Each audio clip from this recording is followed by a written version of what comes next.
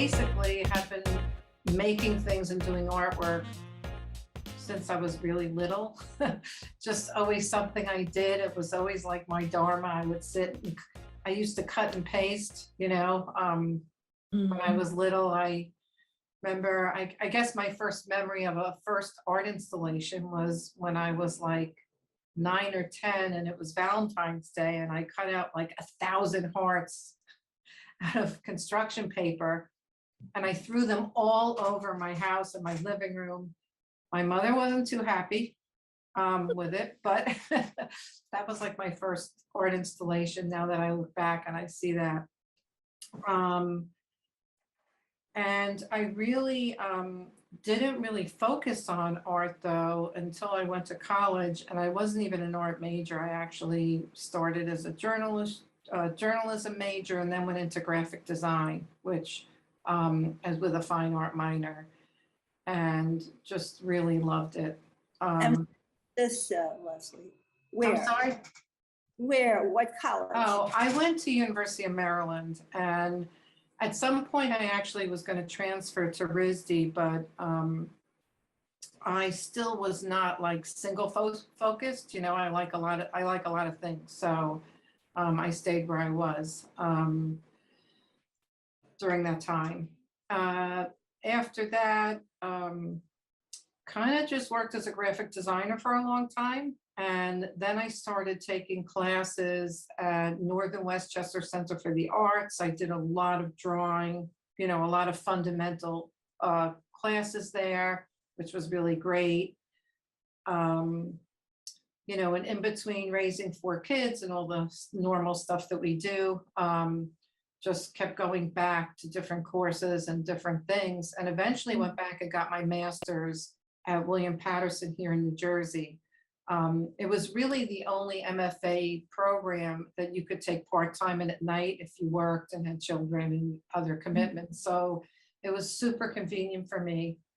Had some good things about the program, some not so good things about the program, but it really changed my life, honestly, because I didn't really know how to speak or look at my own work, or understand a lot of other people's work, until I got my MFA. So it was really good. And I didn't do that till pretty late, but it really helped. And then I joined a gallery in New York City, First Street Gallery. It is an artist run and owned gallery. It's the oldest one in the city, very well known. It was a great reputation. It used to be a mostly portrait, I believe, gallery. I'm pretty conservative at one time, but obviously it's changed a lot, and we have been really struggling to survive since COVID, but we're making it through. We've managed to eke our way and continue, and it's a nice group. So I have that. I am part of a studio in East Orange, New Jersey, called Manufacturers Village Warehouse. There's got to be about 60 to 70 artists in it. It's a wonderful place. We have a very big studio tour every October that has gotten just more and more successful and more professional each year. So I really enjoy that, and everyone's very supportive of each other. So being in a studio definitely changed the way I work as well. So that's basically, I did stop doing the graphic design at some point. I got very tired of being on the computer. I love working with my hands. I'm a messy, dirty artist. I'm not neat. I'll never pretend to be neat. Although I did do some printmaking the other day in a white t-shirt and got nothing on it. And I was like, oh my God. This has got to be a first, this is awesome. Miracle. Yeah, so I can't say that I favor one medium because I'm extremely experimental and intuitive. Again, being in a studio has taught me a lot. So one of my collaborators and dear friends in the studio, she'll go in and listen to a lecture by someone and actually use that thought process to create. And I am the opposite. I go in and I have a no computer rule in my studio.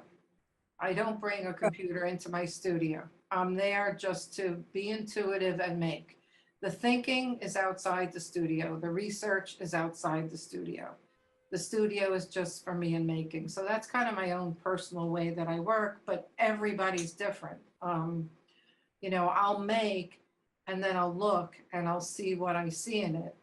And I go from there. And like I said, when I'm out of my studio, I do my thinking, my notes, my ideas, and then I go in and I just make. So that's my process. As far as medium, it's very hard for me to stick with a medium. I like mixing them. Uh, I I do what I feel like basically. So obviously, I'm more successful with some than others. I have a great affinity towards paper. I think it's just its natural quality, its memory. Um, uh, I just love the natural quality and the way that mediums respond on it.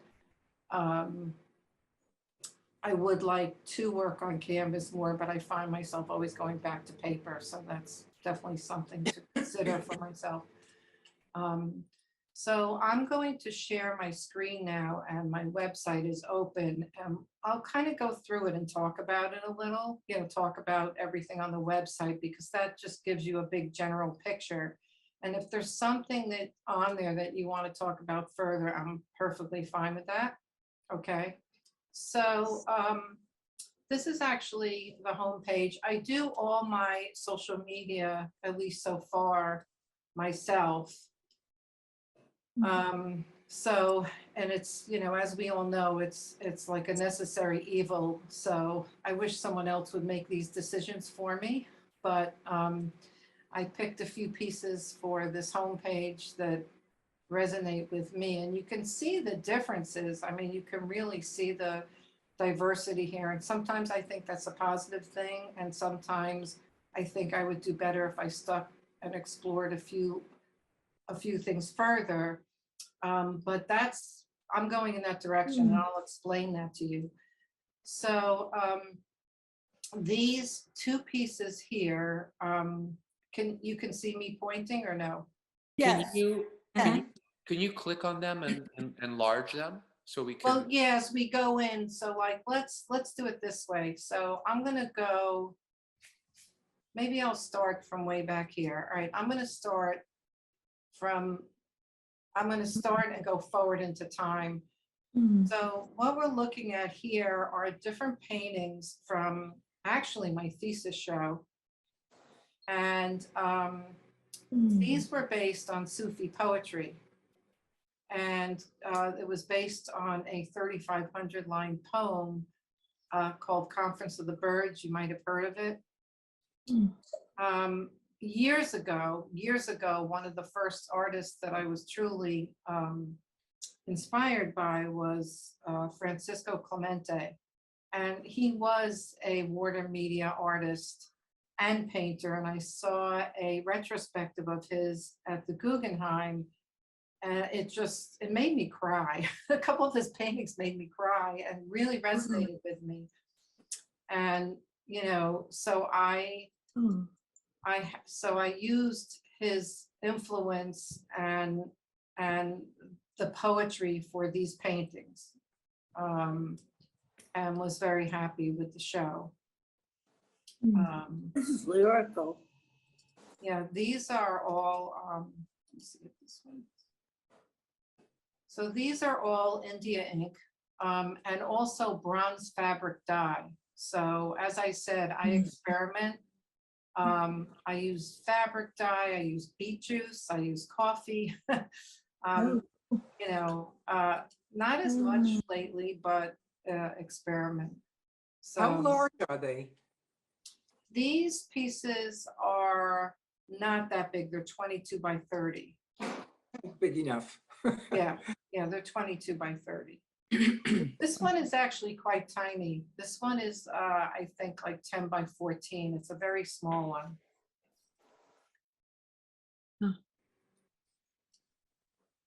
And there was a lot more to the show. I have catalogs, but I just have a smattering of things on the site. But I'm, happy to go back, Mm. like I said, and show you more. Mm. Okay, Wow, this one is really powerful. thank you. Yeah. So what year did you say, or how long ago were these done? This was done quite a while ago. This was done in, I believe, 2014. Okay, So we're going back a little bit. okay. I think that's the oldest that I have on this website. So, whoops, see if my website works here. And so you were just experimenting with the ink, wash, and these other materials after seeing Francesco Clemente, or were you using those media before as well? Well, no, I actually had started using that media. Again, I think it was just my attraction to paper, my always working with paper. I did take some watercolor classes. So interestingly enough, I took a watercolor class in New Jersey, and the teacher said to me, never use black. She said, never use black. Right, And- yeah. And I was like, no, I can't adhere to that. I'm sorry. And I had another teacher actually at the Student Art League, the one that was in Jersey, say to me, there's no absolute black in nature, like there just isn't any. And so it's so interesting to me because, obviously I don't just use black. You can see a lot of colors in here. There's even, like, if you look at this one, I mean, there's even gouache in here, a color gouache. Mm-hmm. But I believe in black. I think there is black. So I respect everybody and their way, and I try it and am not closed off to anything, but I do use black. I spend a lot of time in between painting, making collages. It's something I do as like a hobby when I'm watching TV, when I'm just relaxed. I take all my old paintings or paintings I don't like, and I tear them up and I make collages. And I have probably about 150 now, very small. They're very small. Most of them are like tiny. I'd say 6x8 is the average size. So they're very small. They're abstractions. And at the studio tour, they sell like craziness. I mean, like, Wow. I sell like hundreds of them because they're inexpensive. I mat them with wholesale mats, and I charge like $35 for them, and people buy like 10 at a time for holiday gifts or whatever. And they're very colorful. So yeah, and because I don't like to throw out or waste anything. Can we see some? Yeah, I do have have some. any? I definitely will show you those. I'd love to see them. Yeah. Now this, for some reason, these aren't enlarging, which is a shame. So I'll have to get them on my computer and not on the website here, because this piece back here is in a home in Mexico. And it's hard to tell because this piece is actually 65 by 65 inches. It's really big, and it has 3,500 hand painted petals in it. Oh my God. Yeah. Okay. And I never made another one like that one, but I was asked to make smaller ones, this one and this one, for a store that sold them for a while. And then I didn't want to make them anymore. So they were too time consuming and taking me away from my fine art, but they were very popular. So, What exactly are they? Are they three-dimensional totally?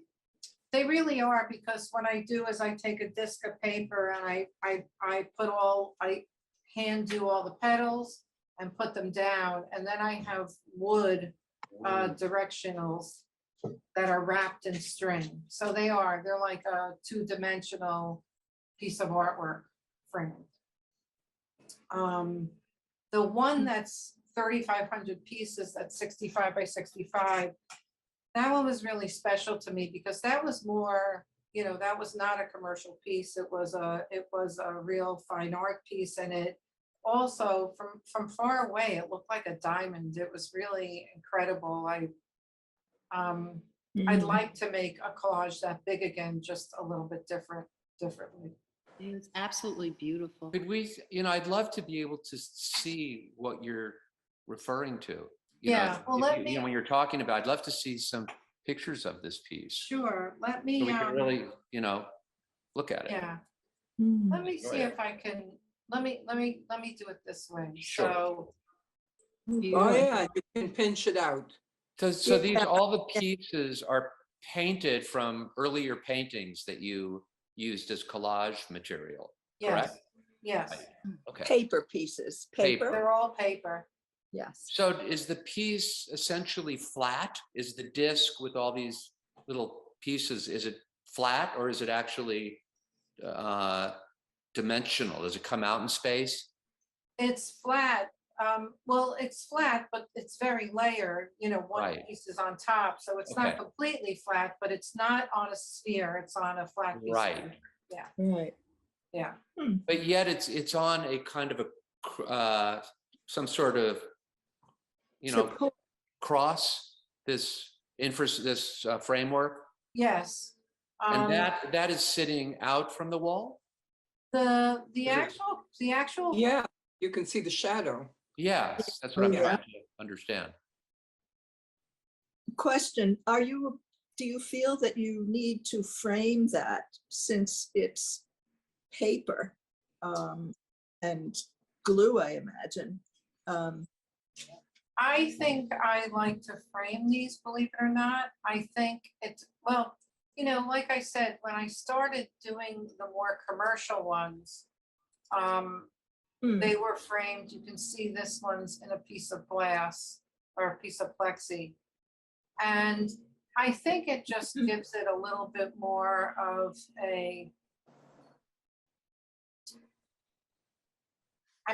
it's a little bit, it gives it a little bit more of a sacredness, if you will, a specialness, a care to it in some way. So that's kind of how I feel. I don't think, I have other materials that I like the way they age, but not this. Paper's Yeah, Yeah, paper's sure. sturdy, but it's also delicate. And certainly it this is. Certainly Fragile. this one, which was just enormous amounts of work and so gigantic, I felt like it had to be protected, and I had to get it to Mexico in one piece. Leslie, it How- kind of reminds me a little bit of a mandala. I don't know how to say it. Mandala. Mandala, yeah. Yeah, Sort of. yeah. Yeah, Yeah. and if you look at it, it has a lot of And Leslie, how are they put together? Like with glue? Sure, we- Or Is Yeah, everyone, this is How put do you- together with an archival glue. It's an Uh-huh. archival glue, is yeah. everyone seeing this piece? Because I'm not. No, Oh, you're not? No. no? No.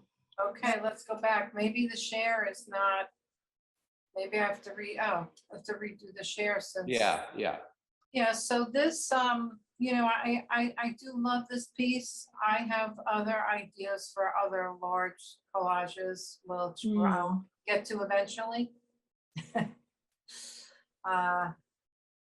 But I think I'll always make the collages, and let me see if I can find. So are the individual pieces, are they all similarly shaped? They're like leaves or diamond shapes? What are they? They're petal shapes, and they're Oh. similar, but because Okay. they're all hand cut, they're not. They're all a little different. Right. Yeah, yeah, yeah.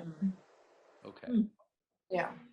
Now, when I did the commercial ones, I started sending out old paintings to laser cutters to cut the petals for me, because I didn't want to take time with commercial work like that.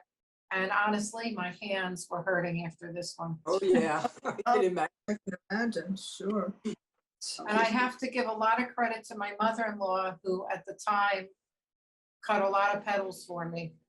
God bless her. Yeah, she was wonderful. So, yeah. So those, I call that the four because they're the four directions is what I think of when I look at them. So that's what I call them. I have others. I don't see them in here. Wait a second. So this one is feathers. Oh, nice. Ah. Mhm. Hmm. It's like totemic in a way. Yeah, Yes. Ah, this is not a great picture. I apologize, but yeah. Beautiful. I love has the, I love the compositions of what you're doing too. It's really terrific. Yeah, thank you. I mean, these are, centered and kind of simple, but that's to me what they called for. that has a So- Native American feeling, certainly. Yeah, yeah, Barb. Yeah, I think, I'm, I guess, a somewhat spiritual person that comes through in the art. So I've done some installation work. Would like to do more, but it's very physically demanding. And I have a small smattering of installation work samples here. So That is gorgeous. So this is a version of something called the Mindful Compass, and I've done it in about 7 different places. It's different every single time I do it. Going to see, so I can show you thoroughly. How is it suspended? Is it wall to wall? Is it straight up? I'm seeing it horizontally. Yeah, I'm going to show you some different pictures of it. Let me see if I can organize this a little bit. So these are different versions of it. So the last version I had Wow. was in the gallery in the city. And this is very 3D. It comes out of the corner of the wall here, probably about 10 feet. And it doesn't look like it in this picture, but it is about 900 strings. And every bird goes to every other bird. Now, some of the birds are steel and some are painted on the wall. Oh, So you have this dimensionality to it. It comes out very, very far. The more string that you put on, the more complicated the piece gets. it goes from wall to wall horizontally. Yeah, so it's like in a corner. Yeah, I see that. Now, this one is the very first one I did, and I did this at the art gallery at William Patterson, and this was the very first one I did. It's a very different shape. And these birds were all painted with ink and dye, and then they were cut out. So my first one was just paper, and then I started making them out of steel. Ah. Yeah. How did you do with tin snips, or did you have someone do it for you? Did you cut No, it? it was stainless. That was, oh, this is a very tiny picture. 1 second. It was stainless, and it was stainless, so it was cut out by machine. Now, this picture is of a young man helping me. This is at the Vermont Southern Art Museum in Manchester, Vermont. And on this top of this staircase, they have this huge space, and I had the birds all over the place there. It's a shame there was an exit sign, but I had to live with that. Yeah. Yeah. And I've also did it in a warehouse, and it was suspended from a ceiling, and it was, I couldn't put anything on the walls, and this was probably the most difficult thing I've ever done because it was moving. It's not attached to anything.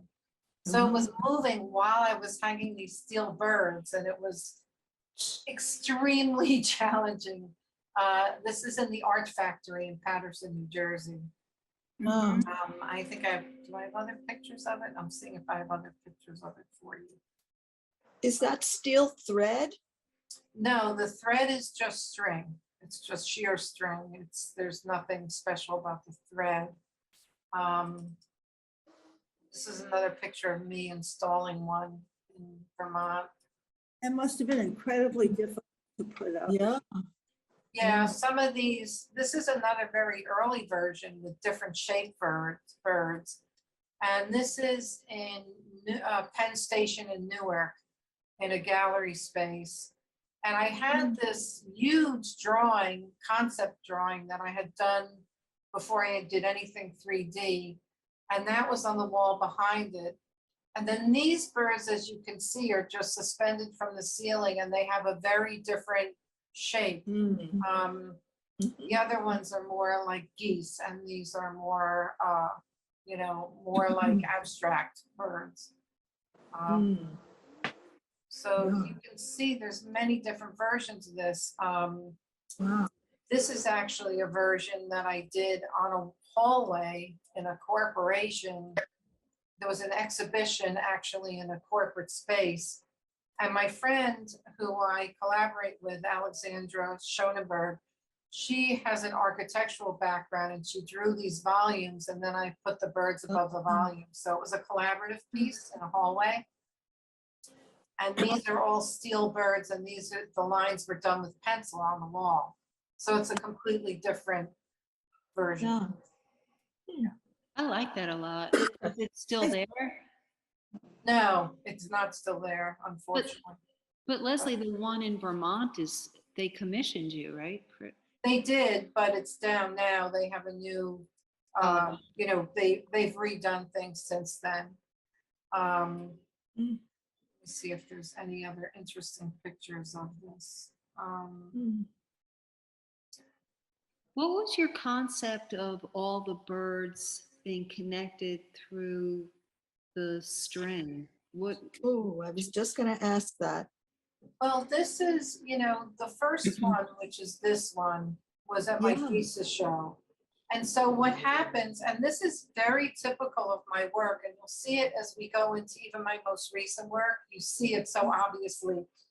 So I will be inspired by something, whether it be, usually it has something to do with nature or spirituality. In this case, it was a poem, and this was a long time ago on my thesis show. And so the idea of Conference of the Birds is that there's these 33 birds that go on a journey and they're looking for God. They're looking for some kind of something to tell them that God exists and will take care of them. And each bird is convinced to go,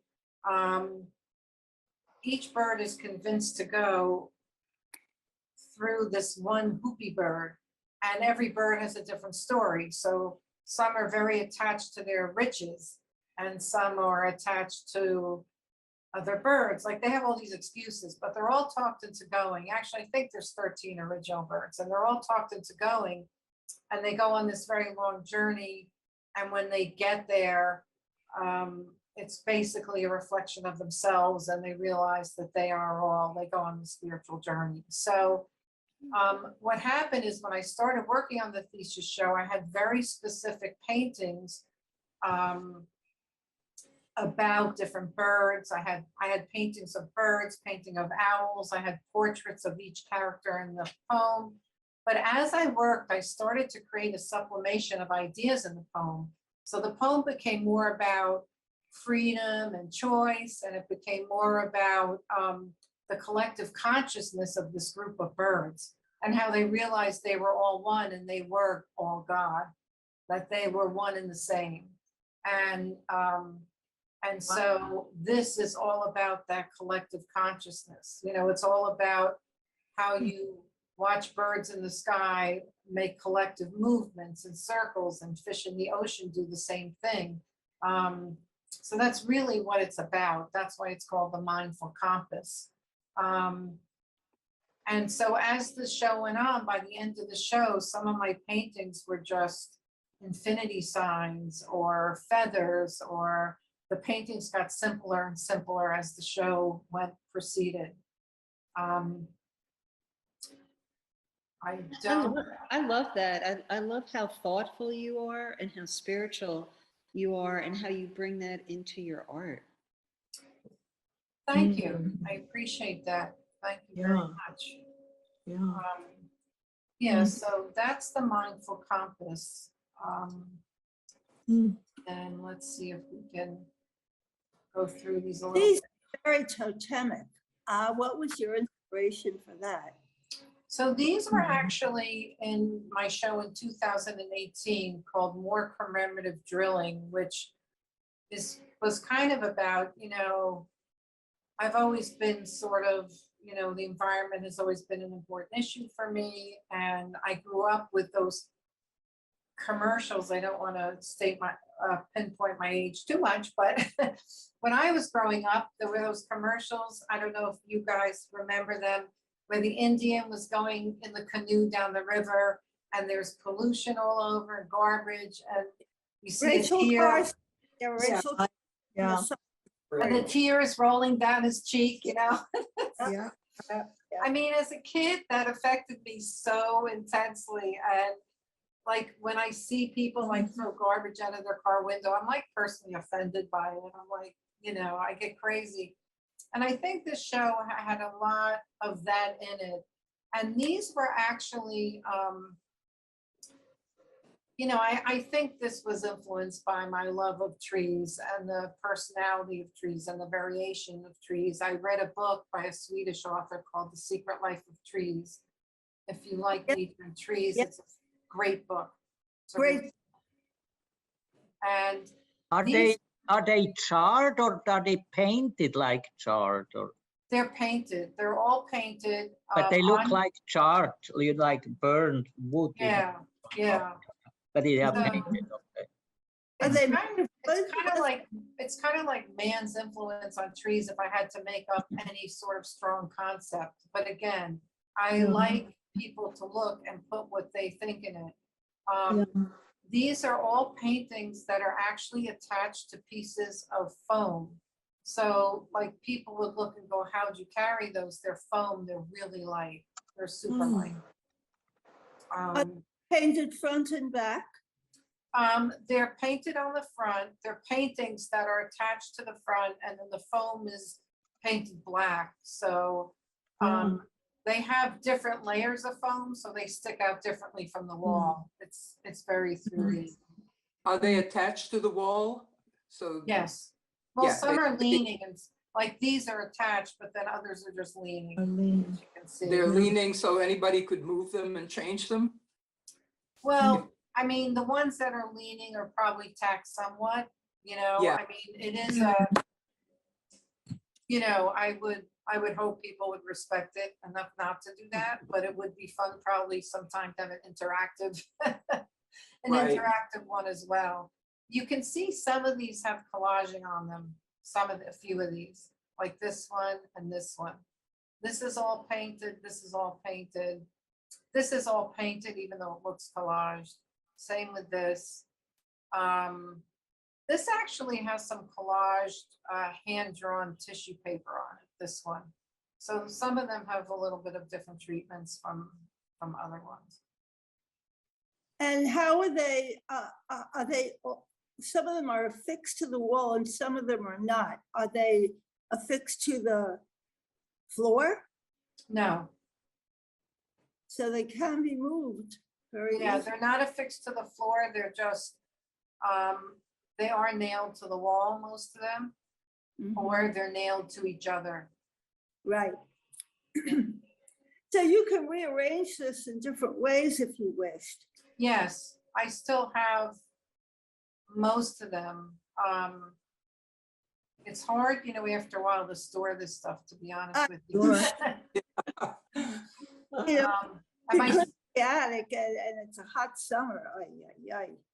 yeah, and my studio is it's not huge, I have to say. It's, now this piece, I love this piece myself. And what it is this was in the same exhibition in Penn Station, Newark, as the Hanging Birds, but this was in a little alcove. And the theme of this exhibition was Emerald City, and it was really honoring the history of Newark, New Jersey, when it was really an industrial, thriving, popular, productive place. And so I took this piece, and again, this is what I love. This is 140-pound watercolor paper, and it's the best. I love this paper because you can do anything to this paper, and I mean anything. And it's just terrific. And what I had done is I had manipulated this paper into like this, crunched up, I made it look like crunched up metal. So it was kind of sprayed this metallic green with lots of coats. So it was very hardened, and sprayed a metallic green and painted. And I actually suspended it. The top of it was dark, and I suspended it so that the green part was really the beauty underneath it. And that's what the mirror shows. Wow. So, it's kind of like sometimes in a place or an object, you have to look deeply to see its beauty, which is kind of the idea behind the mirror and the underneath. And it's suspended from the ceiling, so it's hanging. Ah, It's suspended from the ceiling in a horizontal fashion. Yes. Yep. So there's wires, there's fishing wires here you can't Yeah, see. yeah, which I adore. And the mirror is on the floor. Yep, the mirror's on the floor. Back then when I was doing this, I wasn't so good at the pictures. I'm much better at the pictures now. I have a good camera now. I have a setup, but back then I'm kind of sorry, I didn't have a better picture of that one.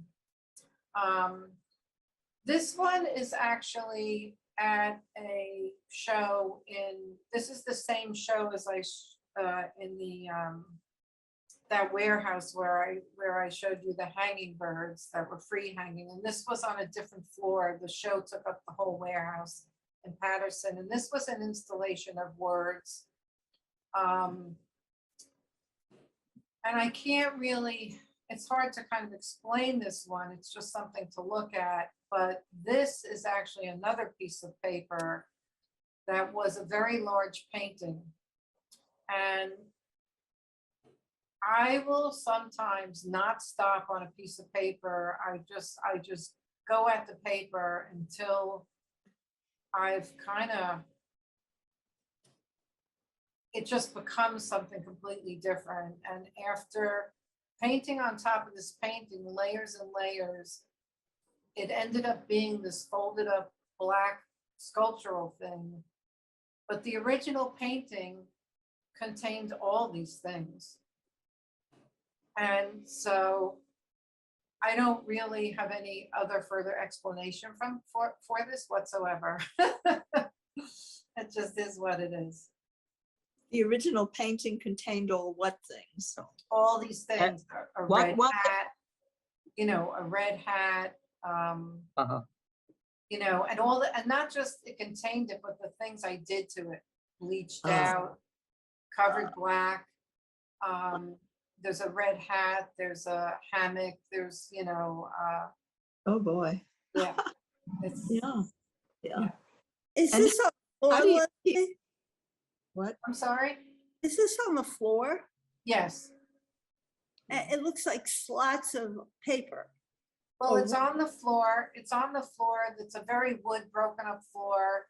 I used a stencil and I used white chalk spray. And Right. you can see here, I used a chalk line to space it out properly and make sure it was straight. Yeah. And then the beauty of this is that it's not permanent and it just kind of fades away, which is a kind of cool part of the installation as well. It just kind of, Yeah. Yeah. fades away. Do you take it up when it's when the show is done, and what do you do with it? That one, no, that one just faded away, it just was chalk. So by the time the exhibition was over, it was just starting to fade away, and then Right. it just, It's ephemeral. right. So that's some of the installation work. And then this is more of a commercial thing, but just to show other possibilities. Let's see. So I think I might have in here for you, Mark. Can I ask a question, Leslie? Sure. Do you create your own paper since you are in this paper so much? The paper is so important. You know what, Hans? That's such a good question because I've thought about doing that and I never have. Ah, okay. I have never made my own paper, but when I use paper, I never throw it out. I mean, I reuse it and reuse it and reuse it. Uh-huh. Yeah. But I don't make my own paper. No, honestly, I don't. It's a very laborious and time-involved process.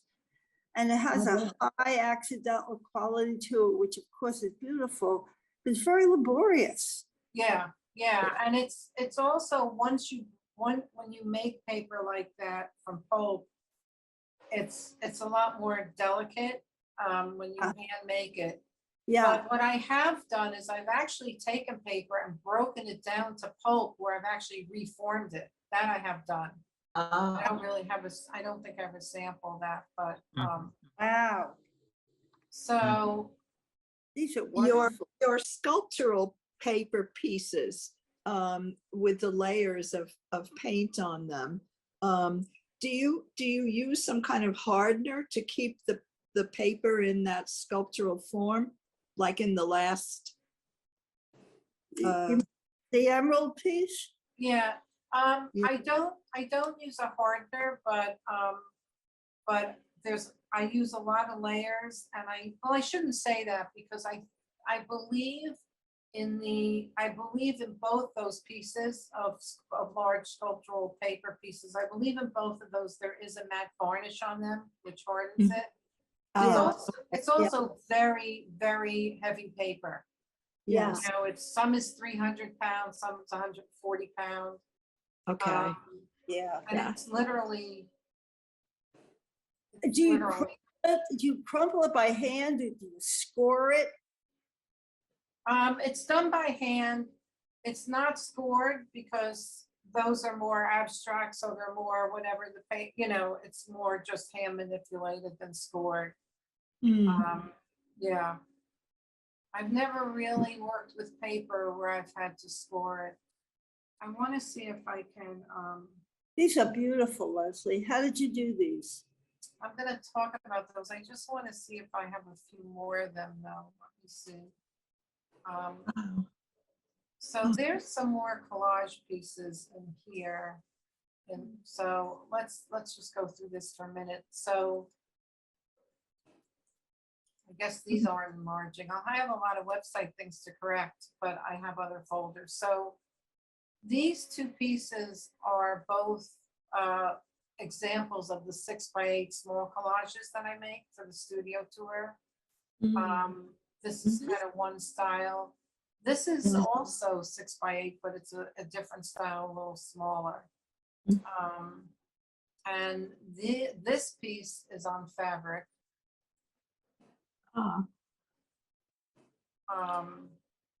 As is this piece. Wow. Painted on fabric? Painted on fabric. With textile paints, with watercolor? Yeah. What? Textile paint? Yeah. On I have silk done- or cotton? What kind of fabric, Leslie? This is cotton muslin. It's a little hard to paint on this particular kind because it's very thin and soft. So it's a little difficult, but Do you frame it? Do you pin it out on a frame?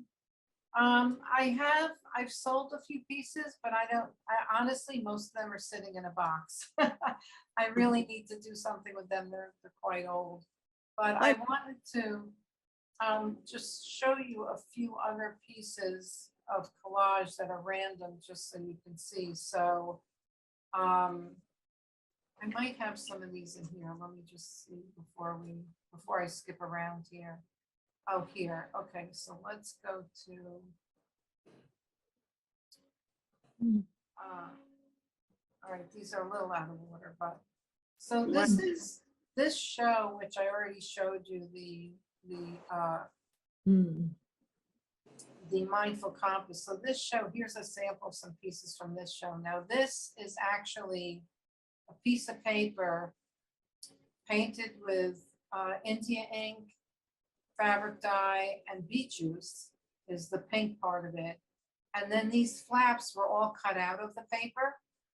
And then each, let's see if I can get it even larger, but I guess not. So you can see it larger. I thought they were cowrie shells for a minute. So each piece is like a little flap. And there's actually a stamp of poetry. There's a stamp of poetry, a Persian poem behind each flap. It's the same poem, just different parts of it. And there's red strings attached to, there's little pinholes and red strings attached to every flap so you can open them. Mm. So this Wow. piece was not framed and it's rather large as well. It's probably about 60 by 60. I like that. Boy. Natural. This is a- Touching. This is also a collage, very large, probably like 80 by 60, and Whoa. it's a lot of charcoal on the same kind of paper. God, heaven. Fixative, a mask and fixative, or is it also very easily destroyed? It is fixed, but you know, you can only fix it so much. Yeah. It should be in a frame. I just haven't put it in a frame yet. It was hanging without a frame. I wanted people to kind of like see the texture. I have different photos of it so you can see the different tones in it. Mm. Oh, that's a better photo. Yeah, and there are, you know, some lines and folds in it, so it's interesting, and there's some texture, and it is 3D. The texture is wonderful. Oh boy. And the color, there's rich Yeah, color. really wonderful. Yeah, because the black is on top of painting, so it's not just sheer black. It reminds me of like an Asian, like coat, or I don't know, there's something. Kimono? Something a little bit Or- yeah, Kimono? yeah, there's something Asian It looks about like it. samurai armor. Oh, that's it, Mark. Yeah, it looks, I love it. Yeah, I mean, Hmm. yeah, so whoops. So this is Oh. a very small collage with triangles. Oh, my good. Yeah. Mm. What's this? Let me- Is it completely flat? Was that completely flat, Leslie? It's not completely flat, but it's not, again, it's on a flat surface. Let me go back now to this and see what. Oh, I'm having the same problem. Okay. Oh, wow. This is amazing, these Yeah, birds. this is a fabulous way to see the breadth of your work. Fabulous. Yeah, it's amazing. Really, and varied, so varied. So many different motifs and methods. Yeah, I'm very experimental, but well, as we go forward. So this piece is a small Ooh. painting. Ah, What kind of painting? This is a painting. It's also on paper. It's mixed media, so it's charcoal, dye, India ink. How did you get that crackle effect? That's salt. ah, Oh, yes, of course, of course. Yeah. oh, yes. Salt. That is a little oil can or some sort Yes, of yes, dispenser. Yeah, yes. I like that. It's nice. Yeah, it looked like a piece of raccoon. Oh, thank you. This is just a sample of a very large piece of fabric with art on it. How did you do that one, Leslie? Silk screen. That's silk screen on a piece of black linen.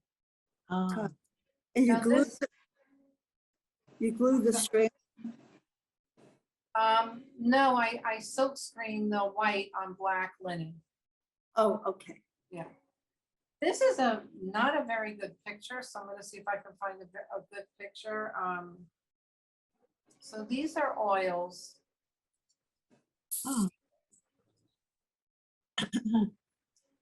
And let's see, so I can go through some of these real quickly. These are small oil paints. Mm.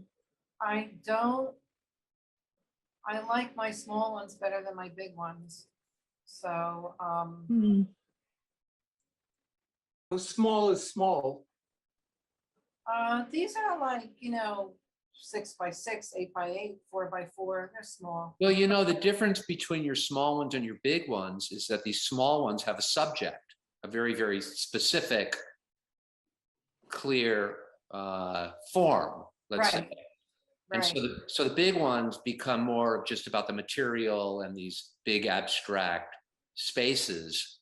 Whereas these small ones are, really quite figurative or quite, they have a subject ground. Yes, You know. yes. And uh, so is that completely. something you like? You say you like these better? Well, it's not better, they're just different, but now I what say you said you like your small ones. I do, well, I do like the small ones, so my personal thing is that I like little and I like big. I like dark and I like light. I don't like as much in between things. I don't like in between colors really, unless they have some saturation, some personality.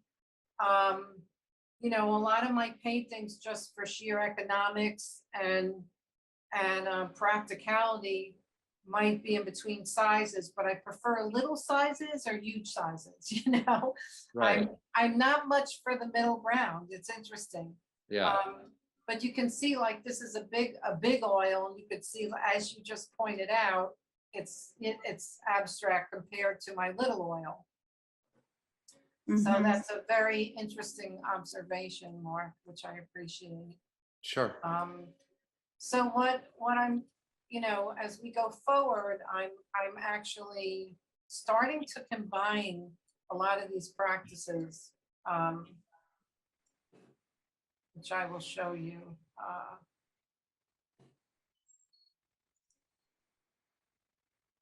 Mm. And I'll tell you kind of how that has happened. I have one show in here. So this is a collaborative show with the same artist who I did this particular piece with. And we had a show at, these are not enlarging either. I'm going to have to figure out why my website isn't working. Like, I did this last night, it was fine. But let's,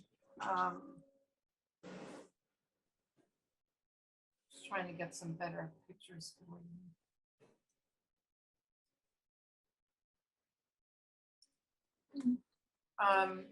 So what these are little dioramas. So they're boxes with artwork on vellum.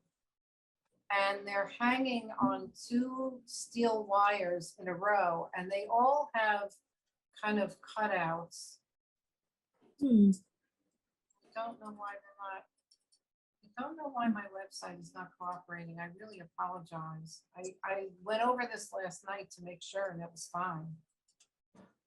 That's the nature of computers, my dear. Yeah. Well, these boxes all have, and I hope you can see through some of these, that they're cut out, the vellum with the art is cut out. So you can see one through the other, and they're all hung in a line.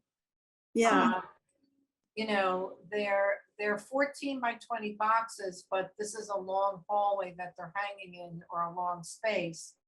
And the architectural ones are Alex's, and these with the figurative or the more abstraction or these patterns are mine. So these 4 up here are mine. And you can see that there's an architectural one, and then mine, and then hers, and then mine. So every other one is more architectural, but yet you can see through all of them. And we've had a couple of exhibitions with these, and other kinds of dioramas at the New Jersey Technical Institute College in Newark. So we were asked by Matt Gosser, who is a curator, to do that, and that was really fun. Are they meant to be viewed together through this prism, if you will? from one viewpoint and you look through all of them? Is that the? I mean, there's no space where you'll see through all of them at once, but you'll see through a couple and then you'll see through a couple more, and depending how you view them. Yeah. Okay. Um, They're wonderful. Thank you. Thank you. Yeah, I'm a little, let's see if I can find another. They're so varied. All of these pieces. Yeah, this one kind of reminds me of those flags that, Buddhists put up. Do you know what I mean? When they have those Oh, flags. the Buddhist flags. What is it called? Those? Did you see the show way back in Central Park? Yes. Christos, the saffron flags? Yes. I was just thinking of that. Oh, yeah. Yeah, I was just thinking of it. Oh, wow. So this is actually a catalog that I started making of the show.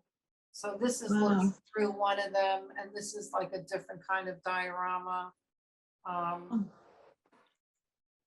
Good. I'm Wait. sure. Oh, Beautiful. these are fabulous.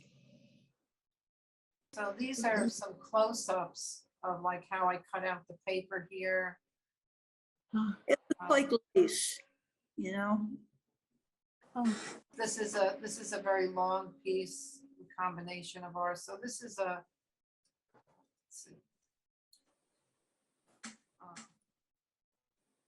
wow.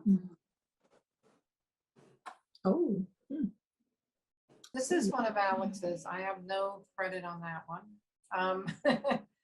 Just so you know.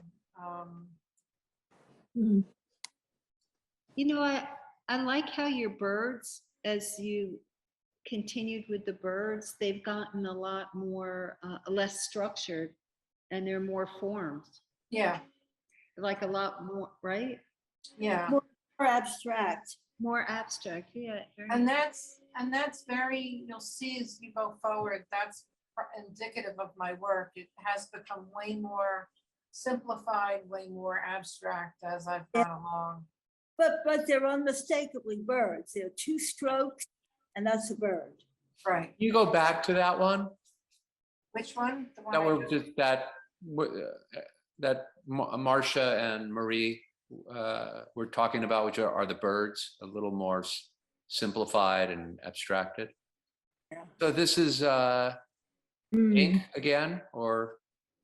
Yeah, so this is basically like, sort of like a section, representation of a section of the volumes on the wall. Now, Okay. I want to see if I have another picture for you, because what we did at this show, see if I can find the picture. Because what we did at this show is we actually did another wall mural, but it was gigantic because this whole thing was in such a large room. I'm going to see if I have a picture of it.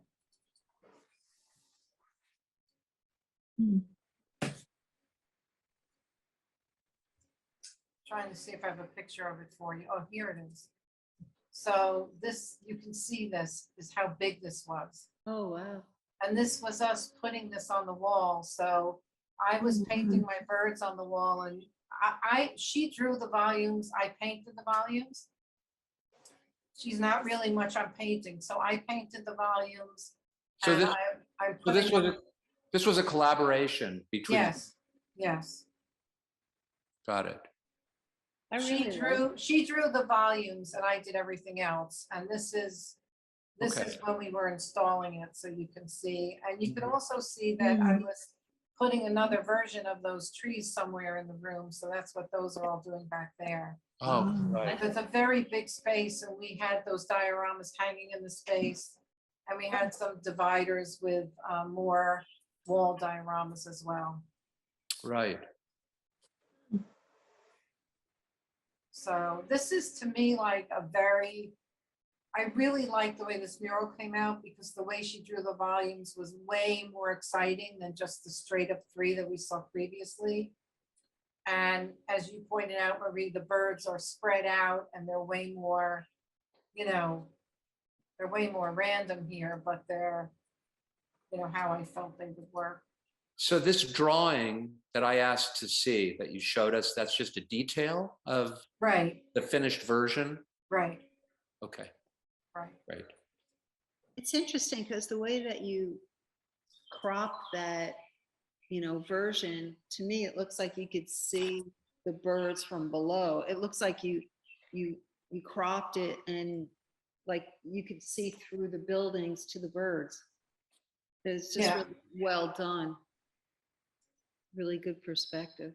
Yeah, I mean, I do like showing, oh my gosh, I'm sorry, I'm like a clicking maniac here. I do like showing, I like showing drawings and details of things like that. Like I'm not, you know, the different pieces, the different versions, the way something's put together, like that's sort of important for me. So Yeah. that's where that comes from. Going back to the homepage for a minute. So this is a small oil, and what happened is during 2020 when COVID happened, I spent a lot of time when I was in quarantine. I spent a lot of time drawing, which was really good. You know, drawing is always a good practice for anybody, for anything. And I was just drawing things like my dog, you know, and over and things like that in the house. And when spring came, or the second half of 2020 and things settled down a bit, I started painting outside by a lake. So what I started doing is I always wanted to try plein air painting because the small oils that you already saw were things I just made up in the studio. And I wanted to train myself.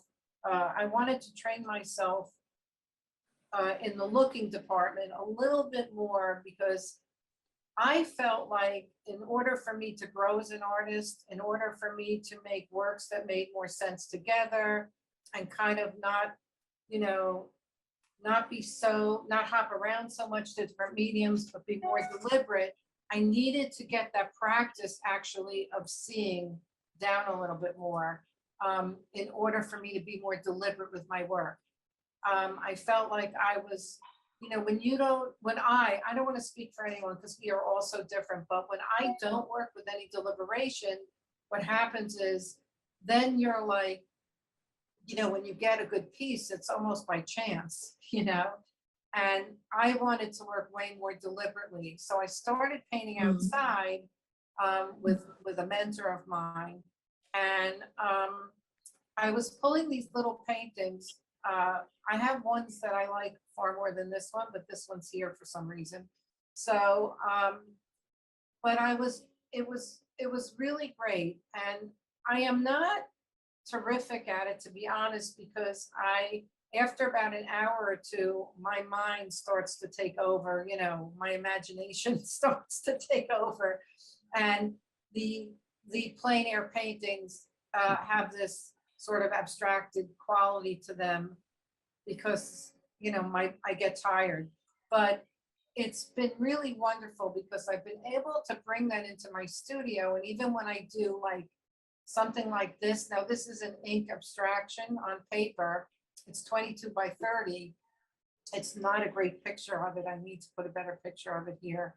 But it is one of my favorite total abstractions. In person, it's much nicer. I'll have to get a better picture of it. And I'm not sure why this is not enlarging like it's supposed to. But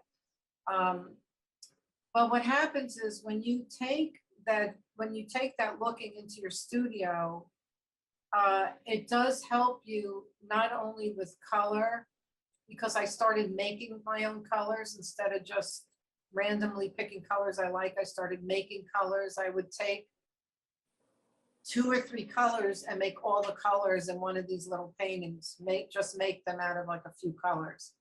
And that was a really good practice for me, as well as taking the seeing into the abstraction.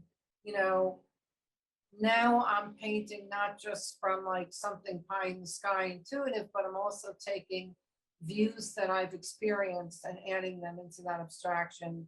And the deliberateness really has helped me a lot. So these two pieces, as Marcia was there, but these two pieces are from my recent show.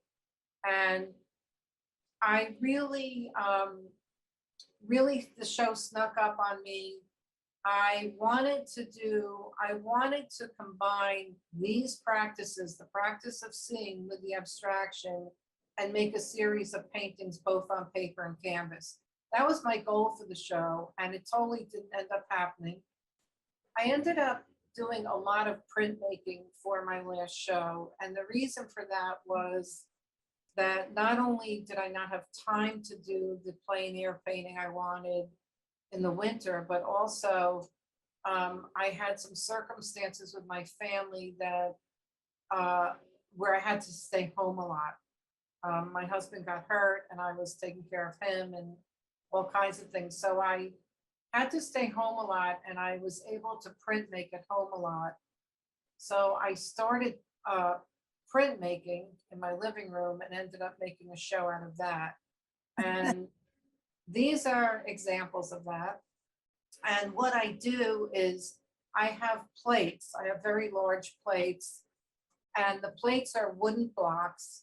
And so I consider this all mono block prints. And these forms in my mono block prints are actually photographs I've taken in nature that I've then put in Illustrator and made CAD files and had these big wooden pieces cut into wood blocks.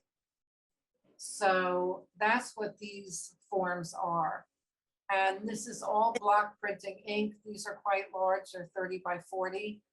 They're on really fine paper. And again, when I started making these, I'll give you an example. When I started making these, I started combining them with just this very loose handwork. And I started with thinking a lot about primordial symbols, right? I teach primordial sound meditation, and I was trying to kind of combine my art a little bit more with my practice. So I was thinking about all these primordial symbols, and I was reading about a woman who has been studying them, and that there's symbols all over the world from 5,000 years ago that are the same but have no apparent connection. So it's a very interesting subject. And so they started out like this, but in typical fashion, ended up becoming sublimations of that and becoming very simple forms. So this is not a great photo. Let's get some better photos. Are you aware of tantric art? A little bit, yeah, a It's little bit. something Not in any deep way, but a little bit. Yeah. It's interesting. You should take a look at it. Yeah. It's just Yeah. highly distilled, highly abstracted. Yeah. Very, very interesting. So Leslie, how are you getting the image on these wood blocks? What are you doing? So this show was just took the life out of me, because even though I was doing it at home, I have very small rooms, and I had prints. My family was so great. I had prints everywhere, on the couches, on the furniture, on the floor, locked in rooms. You know, the disadvantage to that is that it's really important to hang your work. As you're working on a body of work, my recommendation is always hang it on a wall and look at it together. You know, Yeah, looking at these on the floor and on the table was not great, but Yeah. I thought some of them were very successful, but they're all hand rubbed. You can't put the wood blocks through a press, they would break. So this is all hand mono rubbing, and they're very large. So it was very, very difficult. arduous, very arduous work. Yeah. Yeah. It was, Yeah. and I saw them, the pieces, in order to get this beautiful flat thing. God knows what kind of rubbing, what kind of pressure you had to do. Yeah, I mean, they're a You could- little bit, the black and white Mm. images are a little bit embossed too, because I tried to get that edge from the wood. Yeah, I tried very hard to have some kind of dimensionality to the paper a little bit. The paper's awesome. But Yeah. you What know, size is the paper, Leslie? it's 29 by 41. Oh, boy. Now, the issue with the Mm. paper is, interestingly enough about this, the interesting thing about this was that after working with all that, you saw all the work I've done with all the watercolor paper, the heavyweight paper. I mean, Yeah. you could literally stomp on that paper. Actually, I want to show you some. Where I do you wanna- get, Leslie? Where do you buy the paper? I usually buy it at Jerry's. Keep Jerry's in business, kid. I do the same. Yeah. I wanted to show you though, there are a bunch of pieces I didn't show you on paper that I think are important in terms of the transition to this. So I apologize. Mm. I think because my website's wonky, I didn't go there. But we're gonna do a little back and forth here for a minute. I'm really sorry about that. But anyway, so as I was printing, I made a whole bunch of these with all different photos and plates. I probably have about 11, large wood plates. Yeah. So they look like that. And then, so what happened is I was so used to this really sturdy paper, and this paper is the opposite. It is the most delicate paper you'd ever want to work with. And it Wow. was freaking me out, It rips, it stains, it's soft, it's sticky. I mean, it was so opposite of everything I'm used to. So it was very challenging. And I started researching on the paper. And when I researched, it was saying how great this paper was at taking charcoal. So I started combining charcoal drawings with block printing ink. And that's how I ended up with some of these. And I love this. I think this is so successful. It's so delicate and strong at the same time. It's I just think it's beautiful. Yeah. thank It's you. the delicate and the block-like, they're almost yin and yang, if you will. Mm. And I love how it's open too. It kind of is like could be a vase but not, and it floats, and I think some of these are like, super successful and really interesting. I could see a big wall with these. It's just beautiful. Thank you. Thank you. I was very happy with them. I ended up, this is not a sharp photo, but I ended up doing 3 of these. Those are actually hand drawn, the charcoal part. Yeah, let me get a better picture for you. Yeah. Of those.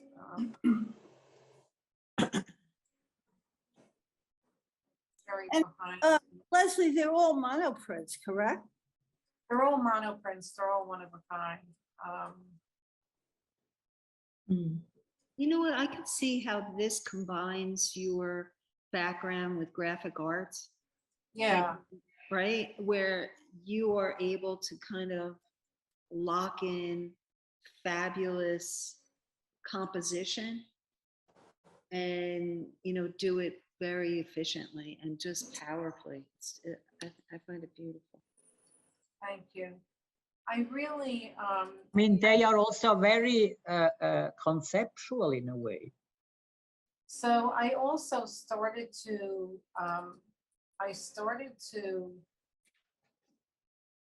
make these in a ceramic fashion too. Like I started to express them in different mediums, which, as you've seen, is kind of like a typical thing for me. And these are small.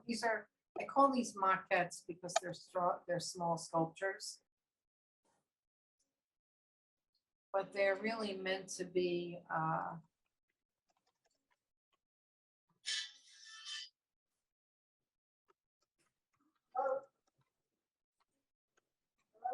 Kind of meant to be. Oh, great. Very Asian. Yeah. I think there's definitely some kind of attraction to that Asian quality of things in my work. You know, I recognize that there's some of that there. I'm not sure where it's from. I just think that a lot of creativity, Asian creativity really combines structure and beauty so well. Their houses, their, you know, like the older Japanese, you know, their dress, their homes. I just think they do such a good job at combining combining structure and beauty. So I was really experimenting there with drawing on the ceramic. And then, as you'll see, what ended up happening, again, typical of me, is I ended up doing some very simple block printing and just shrinking these things down to a very simple form. It's very typical of me. This is all block printing here. Block printing ink. Cool. And then I did some of it on, I was experimenting on linen canvas. I really, I'm not sure. I think I have the wrong folder. These images are not great. Am I going too fast, Mark? I feel like I'm going. No. Just there's so much, and I'm trying to. Yeah. I like the obsession. You do? Yeah. You know. It's there is so much things going on, and you keep it at bay. You know, it's not really. I mean, it's just amazing. Well, Your work. It's such a huge variety, Yeah. and at the same time, it's so clearly contained in a, you know, in all your you know, versatile techniques, and it's amazing. You know, it's very well designed, shaped, arranged, or configured, and the strong determination. It's amazing. I'm very impressed. oh, thank you so much, Hans. I mean, I'm I amazed think- at the quantity of your work. It's unbelievable, just the amount and, like Con said, the variety. And I was just wondering if having such a wide variety of different types of work, if that has something to do with why you have such a large quantity. In other words, does it keep you just excited about it because you're always experimenting and trying something new? I honestly think that I've actually complained to my mentor about myself quite a bit. He gets very annoyed with me because I complain about the lack of focus sometimes that I think I have. This particular body of work was very, Hans said it very well. It was very obsessive. I worked like a crazy person. And I mean, like these, I don't know if you could see, can you see these two large horizontal pieces on the screen?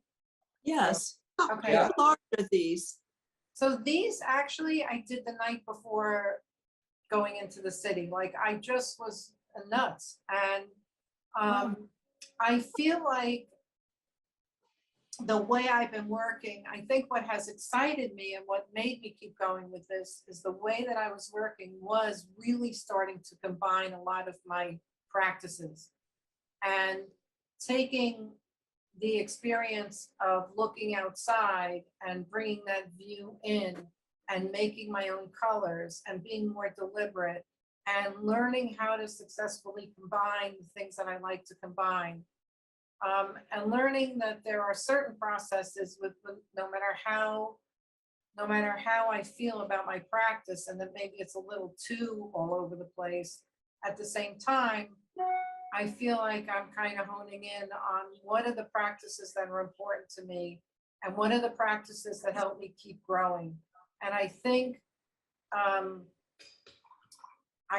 that the idea of nature and the idea of space will always be in my work. And the usage of paper and the usage of paint will also always be in my work. So learning how to combine those and take sublimation and abstract quality of what I'm looking at, and use those minute views that I tend to use at the same time. All those things I just mentioned are starting to come together in a more deliberate practice, and it's taken a while. I'm not a full-time artist just because I have a lot of family and other responsibilities, and I teach meditation, but I really am excited about the fact that I feel like I've grown a lot from this experience. You know, you can see these, and then if you can you see this new panel here? Yeah. So like, if I go back to my last show, this was my favorite painting at my last show, and it's very large. And this painting came out of total frustration of just, this painting came out of complete frustration. It was a painting where I just had this beautiful underpainting, loved it, and just got very frustrated and started throwing in, and it became my favorite painting. And as wonderful as that is, without the deliberateness of the process, I can never repeat that, or I can't be as successful. So that's why when I start going back to my graphic design roots and my love of nature and my love of space, and I start taking those qualities into a more deliberate practice, it was very helpful. And I think that's why you see, Hans, that obsessive quality to this work here, because I think that helped me a lot. And I think I can, you know, still use the mediums that I've been using without having to be all over the place, or without experimenting so much that I get lost, or that I make a lot of things that I'm unhappy with. You know, does any of that make sense? I hope I'm explaining well. Yeah. Yes. But I wonder, Leslie, if you have enough hours in the Look at that. sleep. Oh, Oh, that's nice. That's true. You're Wait so a minute, wait, go back. What is this? so like, I'm just saying, like, so if you look at this work, this is the show before that one.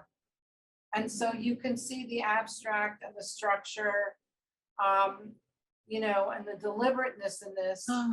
And so how I kind of go back and forth between being extremely disciplined and being able to go back and forth is fine, but I want to do that in a more deliberate way is what I'm trying to say, and that's what I'm working towards. So That's very interesting. I think that is what a lot of us in this group are struggling with. And you have done such an incredible job of this with the range of work and the range of possibilities. As Marcia says, when do you sleep? For not a full-time job artist, how do you do it? I don't know. I don't know. I've actually been trying to slow it down, to be honest with you, because, you know, anything that you overdo, or you know, passion is a good thing to a point, and then sometimes it's important to wheel it in a little bit. And because if you don't have that space, if you don't create that space for yourself, I mean, I do meditate a lot. That's probably why I'm able to do it. But you know, listen, there's all possibilities, right? So if you don't create that space for you, you won't be open to everything. So I'm open to it all, but at the same time, I will feel better when I can definitely combine these just a little bit more and with a more deliberate practice. And I think I'm on my way, but that's my own personal challenge. So as you can probably see. Well, it's an incredible body of work. It really is. Incredible. Well, thank you so Very- much. I mean, I know you're all talented and you all have been, you know, you're all very interested and interesting. And I hope I get to see some more, you know, some of your pieces and what you do, and maybe No, come no, in no. the class or whatever, but just, I just appreciate your interest, you know, and everything, and, sorry if this was not working quite as I had planned in terms of technology. I'm not sure what's going on with that, and I can see I have a lot of work to do in the social media realm here, and I apologize, Mark, if that was a little all over the place. Oh, not at all. We No. appreciate Can I ask a question now that you've got this up on the screen? In the lower right-hand corner, on this pink blue and this one, what is that? This Is that your signature? one? No, keep going. the pink and blue block prints. It's a pink and blue. I hate to call it pink and blue. Oh, but that, this down Yeah. here? Yeah. Oh, okay. So when I started this patient garden, I started with these primordial symbols, as I mentioned. Mhm. And when I started supplementing into these simpler forms, I actually have these stamps that I made with my own primordial symbols that are Right. meaningful to I me. I And thought so.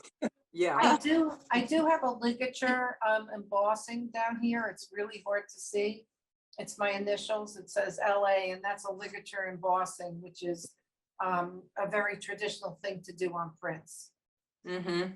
Okay. And I actually have some new plates that I had made before the show, but I didn't include them in the show because they're very different. Instead of being these nature black and white forms and patterns, they're actually from photos of ropes and string that I've taken, and trees that look like photos and that look like string and ropes. And so I have now these very large plates, and I printed the first one yesterday, so I'm excited about that now. Oh, how cool. In terms of the printing, and I really, really, really want to get out there and do the plein air oils all summer, because that also really helps. You know, looking helps, drawing helps, it's all good. It's you know, it's a How muscle, large it's are your work like anything else. plein air ones? How large are your plein air paintings? They're actually Yeah. they're pretty small, you know, they're as small as 4 by 4 inches, and they probably go up to like 12 by 12 or 18. And they're by oil on canvas? They're oil on canvas. Yeah, I did that for a year or so, the same thing. Yeah, it's good. It's Yeah. a good practice. Yeah. I'd Yeah. like to ask a question, if I may. I think that your body of work and the way that you stepped us through your work was so interesting, because we really got to understand, you know, where you're coming from and where you're moving to, which is such a treat, you know, so thank you. And you're so talented. The thing that really also impresses me is not just the quality of your work and the quantity, but the fact that you're in a lot of shows. And a lot of us don't show our work. Can you talk about how you access those shows, or, you know, just talk a little bit Yeah. about that? Well, I've been in a ton of shows. Here's my show list. Oh, Wow. boy. It's very gigantic, and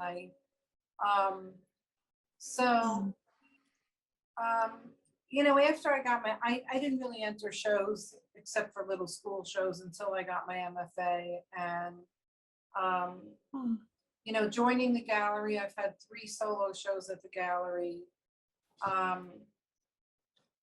I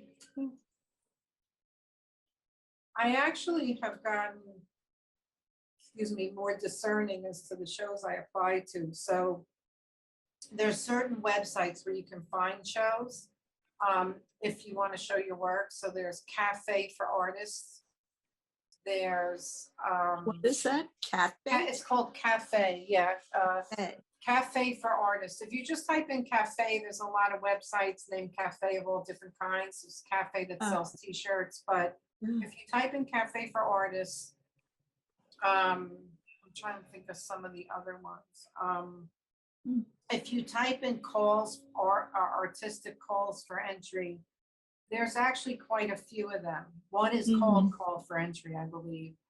And you can choose if you want to. Most of the time I apply just to things that I could drive to or local.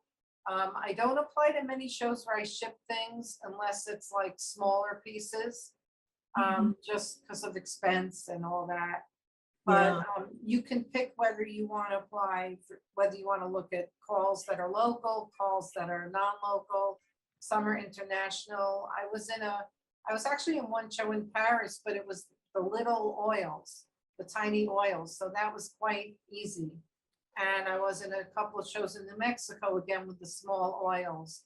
So I've sent the small ones out, and I do have a box for the bigger ones, but have rarely sent them out, once in a blue moon. So I try and make it fairly easy. So if you look at a lot of these, a lot of them are in New York or New Jersey. If you're part of a gallery, of course, there's quite a few of here that, like, my gallery has group shows every couple of years. And there's one this summer. It's the first time I won't be participating just because I feel like I need a break. I need a time out. And then, also when you have a studio, you hear about opportunities. So, being part of a studio as opposed to working at home has that advantage as well, to doing that. But I think if you go on these websites, Call for Entry Cafe, there's a couple of others, I'm trying to think of their name. Maybe I can post them with you or send them to you, Marie, and you can Oh, that's great. share them. Yeah. But I think So- that, I think that what's happening too is that I see that you have a lot of confidence, which you should have because you're a great artist. And I give you a lot of credit for, entering shows. And I think that that kind of must push you to create a lot of work, which is great because you're learning, and you're focusing, more and more what you want. So I think that the process that you have, of getting out there and doing shows is really exciting and really inspirational. Oh my gosh. I mean, thank you. I honestly, Here. if you Right, talk to right, people, Marcia? I mean, Here. I could not agree more.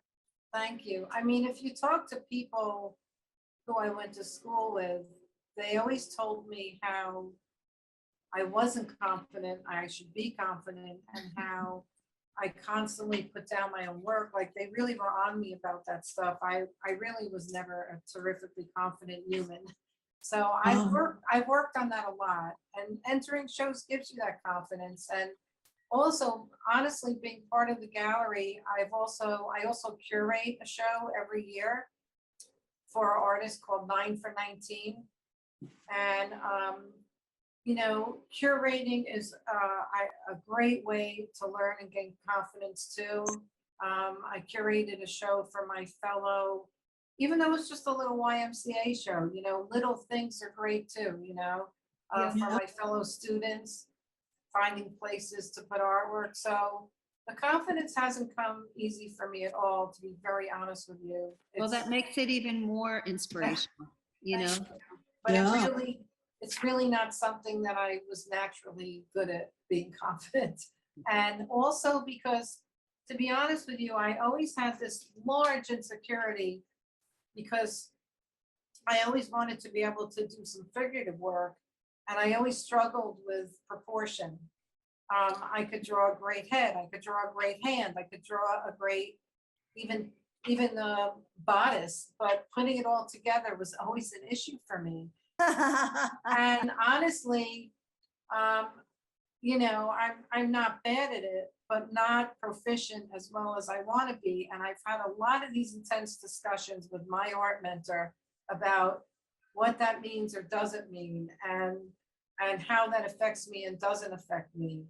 And listen, drawing and learning these things, it's a muscle, like a sport or like anything else you do. You want to get good at one particular thing, then you Right. draw, draw, draw, draw. You know, just keep Right, drawing right. it. You know. You know, What- you know, Who is Pata- Is your mentor a former teacher? Yes, he was my thesis professor, How wonderful. and we became very close friends. I didn't have him for most of the classes. William Patterson was a sister school to the, what Jersey City State College had an art department. Now it's called New Jersey City University. They were a sister school with the art department long ago. Well, unfortunately, my program is not so great. It wasn't great, but now it's really not so great. It's kind of dwindled since COVID, but there is one person there who's very successful. His name is Michael Reese. And if you're at all interested in technology and art, in terms of like using technology for sculptures, for all kinds of things, he's your guy. He's What's his amazing. name? Michael. Michael Reese. Yeah. Spell He's- it. He's amazing, and he has really fostered a large industrial arts program there, and he has a fantastic robot to cut forms, and Oh, boy. yeah. Anyway, he was one of my professors too. But Could you spell You were his last saying- name, Leslie, please? Michael Reese. I think it's Reese,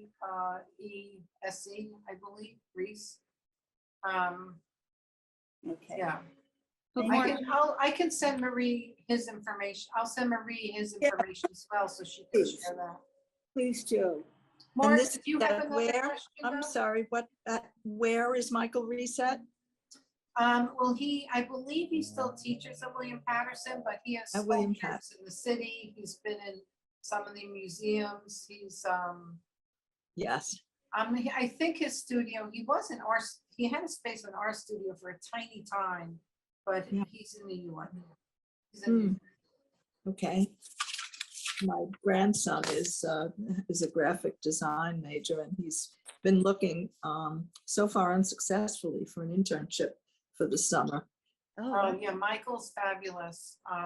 I also have another friend who did industrial arts in the city, some kind of program at NYU, and I'll get her information too. Oh, Thank you. Yeah. thank you very much. Yeah, if you could send all that. That's uh, great. showing Yeah, I'll send a lot of information to Maureen and she can share. That'd be it. great. That's great. This has been absolutely wonderful, Leslie. Thank you so much. Thank you, Marcia. Thank you so much. Mark, did you have another question? I thought you were. No, it was a comment. It was time specific and context Oh. specific. So not really. Okay. Wasn't a question. But So thank you. much, Leslie. It's very enlightening. It's always interesting to meet fellow artists and see what they're up to and their own processes. It's always interesting. Well, mine's I kind of a appreciate it. wild, it's kind of a wild process, so I hope, Absolutely. it's a little bit uncontained, but, It's okay. But you are teaching meditation, Leslie, but you don't teach art I have. because you taught, could easily with your all your Yeah. incredible knowledge and Yeah. I mean, Yeah, I mean, way back when I used to do these art camps, but the way I got involved with William Patterson is I went to apply to the MFA program, and the chair at the time said, "Have you taught?" And he said, "Have you taught college?" I said, "No." And he said, "Well, we had a professor just have an emergency, and it was 2 weeks before the semester started." And he said, "Can you teach it?" Because it was a graphic design thing. And I said, "Sure." And so, it was kind of something that wasn't supposed to happen because I didn't have my MFA, but he said, any teacher's better than no teacher. So I ended up teaching a college class. It went really well. It was a lot of extra work because I was teaching Photoshop and Illustrator, which is hard because I was teaching more advanced programs than I actually had on my computer, so I had to research every week. And Yeah, that's how I got to teach photography without even knowing how to load film in the camera. yeah, it was really accidental, but I liked it. And I was talking to Ramapo College here in New Jersey about teaching a color theory class, but then COVID hit and no one's really doing anything. Yeah. And that's okay, because I really am, I like doing the art and I like teaching the meditation. So Mhm. That's fabulous, Leslie. You got it all together. Awesome. Yes, you've got a full Thank plate you. there. So Yeah. much Thank you. sharing that. thank you so much, everybody, for Thank you, being Leslie. interested and listening. you. I so It was great. appreciate it. It That was really, fabulous. Thank It's- you. Leslie. it really is just, it's just, It's super. it's just amazing, like the feedback and the interesting things you have to say about it. I really want to absorb those things because it helps me, and I hope I've helped you in some way, and I'd love to see all of your art. Like if you're showing it in one of these sessions, please include me. We So I will. can see what you're doing and maybe come to a class if you have one. Marie and I painted last year together. It was kind of fun. It was really fun, actually. Oh, isn't that cool? Yeah. So I love collaborating, by the way. I mean, I'm always open to collaboration. Collaboration is really fun for me. I'm glad, Leslie, you're not doing your own paper, because otherwise you would be almost supernatural artist. Oh my God. I just can't, I I can't. like this imperfectness, Yeah. Thank you. Thank you. I mean, I literally can't add another thing to what I do. And as I said, I'm really supplementing it. I think the printmaking, the small oils and those inks, keeping all that going and interacting with each other is really more than enough. And I've kind of limited to that, Yes. It's a lot, but it's a limit. Yeah. Well, Yeah. kudos to you and your work. Yay. Thank you, Yeah. Leslie. Thank Yes, you. Leslie. Come back, you Yeah. can join, get in and see what we talk about, when we look Yeah. at each other's work. Oh, I'd love to. Thank you, Marie, for having Go, me. Krista. Thank you. Thank you very you. much, Leslie. Yeah. Thank you, So proud of everybody. you. Hope you have a Thank great you. day, Good to meet okay? you. Thanks. All Enjoy. right, keep in Bye. touch. Send Bye. me your art. Send me pictures. Yeah. Okay, bye, guys. Bye-bye. Thank you. Thank Bye. you. Bye, Leslie. You.